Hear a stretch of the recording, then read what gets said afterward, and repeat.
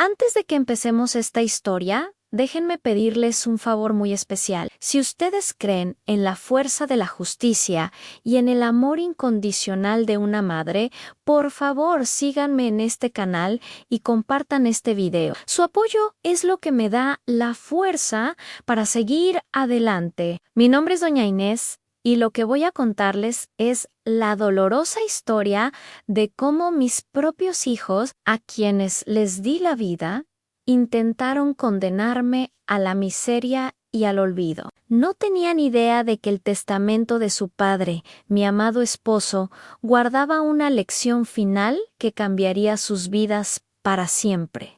Mi mundo se vino abajo el día que perdí a mi esposo. Él no era solo el amor de mi vida, sino también el arquitecto de una inmensa fortuna, un imperio construido con esfuerzo y honestidad. De repente me encontré viuda, sola y vulnerable. Mis dos hijos, Carlos y Laura, en lugar de ser mi consuelo, se convirtieron en mis verdugos. Siempre habían sido ambiciosos, pero nunca imaginé que la codicia podría envenenar sus almas hasta ese punto. Para ellos, el patrimonio de su padre era un botín que debían repartirse. Y yo, su madre, era simplemente un estorbo en su camino, una carga innecesaria que debían desechar cuanto antes. La crueldad no tardó en manifestarse. El primer golpe fue contra mi hogar, el lugar donde crié a mis hijos, lleno de recuerdos y amor. Me obligaron a vender la casa familiar, argumentando que era demasiado grande y costosa para una mujer sola. Luego, me quitaron el auto, mi única forma de independencia. Me trasladaron a un apartamento pequeño, frío y desolado, un lugar que se sentía más como una celda que como un hogar. Las palabras de mi hijo Carlos todavía resuenan en mis oídos, como cuchillos afilados en mi corazón. Me gritaba con un desprecio que nunca había visto en sus ojos. Vit è un asilo. No eres más que una carga inútil. En esta familia solo hay lugar para el éxito, no para la vejez y la debilidad. Cada una de sus palabras era una puñalada. El dolor de la traición de tu propia sangre es algo que no se puede describir. En medio de mi desesperación, recibí una llamada del señor Javier, el abogado de la familia y un viejo amigo de mi esposo. Me citó en su despacho para la lectura del testamento. Cuando mis hijos ya estaban allí, vestían de luto, pero sus rostros no reflejaban pena, sino una avaricia mal disimulada. Intercambiaban miradas de complicidad, como dos depredadores a punto de devorar a su presa. Yo era la única persona en esa habitación que conocía la verdad, o al menos una parte de ella. Sabía que mi esposo era un hombre de principios, un hombre de honor. Él había visto la semilla de la codicia crecer en nuestros hijos y, antes de morir, me lo había advertido. Recuerdo sus palabras como si fuera ayer en Inés. Mi amor, sé lo que va a pasar. Después de que yo me vaya, te humillaré. Pero ten paciencia. El testamento final solo se leerá después de que ellos muestren su verdadera cara. Será mi última lección para ellos, una lección de humildad y respeto.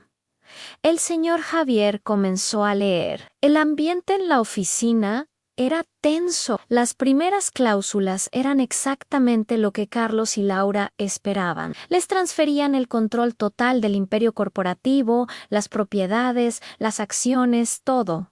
Una sonrisa de triunfo se dibujó en sus rostros. Me lanzaron una mirada llena de desprecio, como diciendo, lo logramos. Carlos incluso se atrevió a susurrarme, «¿Ves, madre? Todo es nuestro, ahora ya. Puedes irte». Pero la lectura no había terminado. El abogado carraspeó y continuó. Hay una cláusula final, sellada personalmente por el difunto y que debía ser leída al último. La sonrisa de mis hijos se desvaneció. El señor Javier leyó este testamento y la transferencia de bienes a mis hijos, Carlos y Laura, solo serán válidos si cumplen una última condición and deben asegurar el bienestar de su madre, doña Inés, aceptando proveerle un último favor. El silencio se apoderó de la sala. La cláusula era simple y directa.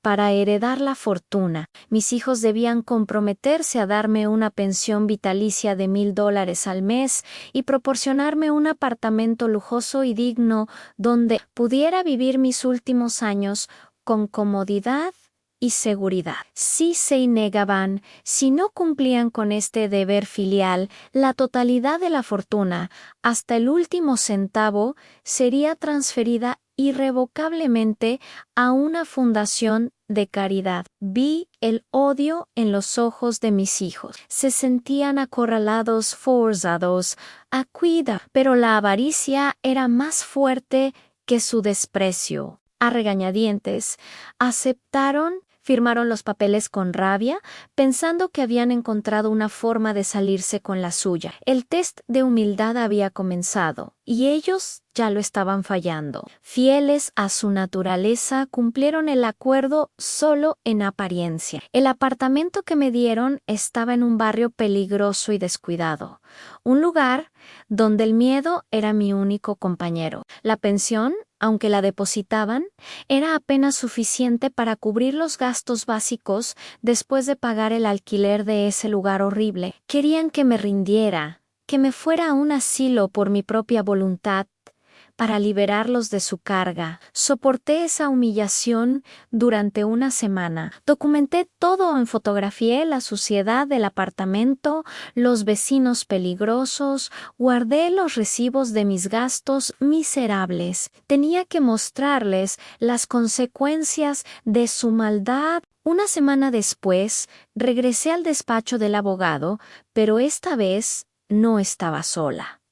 El señor Javier me esperaba. Mis hijos fueron citados de nuevo, sin saber por qué. Entraron con arrogancia, creyendo que yo venía a suplicar. Les mostré las fotos, les conté mi día a día en ese infierno al que me habían condenado. No mostraron ni una pizca de remordimiento. Fue entonces cuando el señor Javier, siguiendo las instrucciones que mi esposo y yo habíamos preparado, tomó la palabra. Señores, dijo con una voz firme que retumbó en la oficina, lamento informarles que el testamento que leí la semana pasada era una farsa. Era una prueba, un test de humildad diseñado por su padre.